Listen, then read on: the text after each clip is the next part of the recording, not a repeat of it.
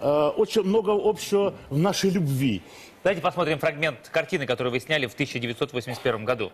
Не может быть. У нас Конечно. есть эта картина. У нас есть. Она найдена в археологических раскопках. Конечно, мы нашли. Давайте посмотрим. Юлий Гусман, режиссер картины. Внимание. Как жили мы, боясь и смерти не боясь, так и отныне жить тебе и мне. В небесной вышине и в горной тишине, в морской волне и в яростном огне. Как жили мы, борясь и смерти не боясь, так и отныне жить тебе и мне. В небесной вышине и в горной тишине, в морской волне. Народный артист Азербайджанской СССР. 6 лет чрезвычайный полномоченный посол Азербайджана в России. Полат Бюльбюль-Оглы присоединяется к нашему предновогоднему огоньку.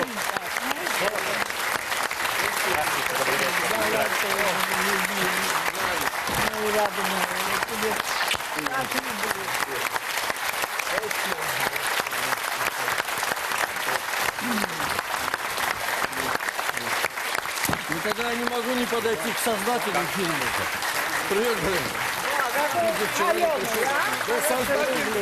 Это другой брат Брюнкет. Вы специально? Он мне сказал, что он за границей. Это гениальная идея. Привет.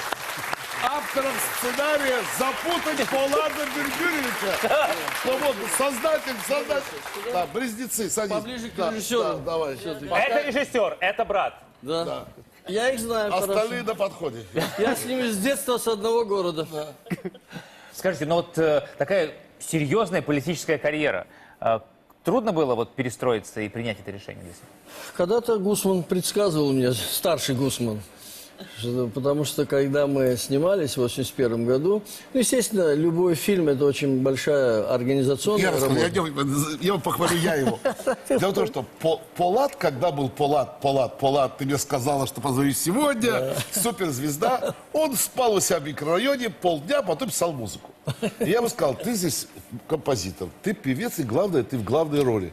Тебе надо будет вставать в 7 утра и ехать в горы каждый день. А был уверен, что к 12 он встанет. Раньше всех. Он вставал 3 месяца в горах Азербайджана. 32 Ни разу года, не подвел. 33 года тому назад. И я сказал ему, что с такими организационными возможностями и данными тебе предстоит большая карьера. Он стал министром культуры. Вот все. Да. Вы знаете, наверное, человеку самому вообще очень трудно что-то предположить, что с ним будет через там, 15 или 20 лет. Если бы мне даже в 91 году еще кто-нибудь бы сказал, что вот эта большая страна под именем Советский Союз буквально в 3 дня развалится, и я стану послом суверенного государства и буду ехать по Кутузовскому проспекту, где я раньше жил, с флажком своей страны и смотреть на окна дома, где я прожил почти 12 лет, я бы тут же к этому человеку вызвал бы кого-нибудь из Кащенко. Потому что, ну, поверить в это было, конечно, очень трудно. Но, тем не менее, что случилось, то случилось. Ну, я еще в советское время уже, так сказать, прекратил гастролировать. Меня действительно, назначили вначале директором филармонии, а потом на очень высокую должность министра культуры.